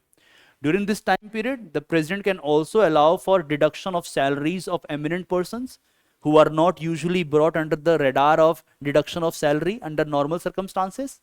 And second, it also refers to a situation where the so-called union or the president is going to dictate, is going to issue direction to the states regarding how they have to deal with the financial issues, right? So these are three different kind of emergencies in India. Then there are some independent agencies. Always remember, fundamentally what you have to take from here is that as far as the constitution is concerned, we have legislature, executive and judiciary. But in addition to them, there are independent institutions. For example, there is an election commission that deals with elections of the president, vice president, parliament, state legislature. There is CAG that deals with auditing of the accounts. It keeps executive in check. There are union and state public service commission that deal with looking for the candidates, selecting them, making them qualify through a paper, and then of course post interview allowing them to occupy high offices of the civil services in India. Then we have the logic of single citizenship. So unlike United States of America, where a person could be a citizen of both state and the federal nation, In India, we only have single citizenship. You are only citizen of India. Citizenship is a special status. It is a special status granted by law. So we have only single citizenship. There is no dual citizenship in India. And then after these so many features, always remember that there are some other features as well. And the last of the other features which I have discussed with you, they are also connected with other topics. So here I want to share a brief insight that whenever you are pursuing the model of studying fundamental features of Indian Constitution, the salient features of the Constitution, from the perspective of NCERT, NCERT has given us many features. As you can see, we covered this in 2 classes, almost 2 classes. Now here you have to keep in mind that these topics are going to appear again and again when we carry forward with other classes. So for example, when I will start preamble the coming Monday, it will get carried. When I start fundamental rights, it will get carried. When I start political system, it will get carried forward. And then you will realize that these fundamental features actually create the core component of the Indian Constitution. Thank you so much.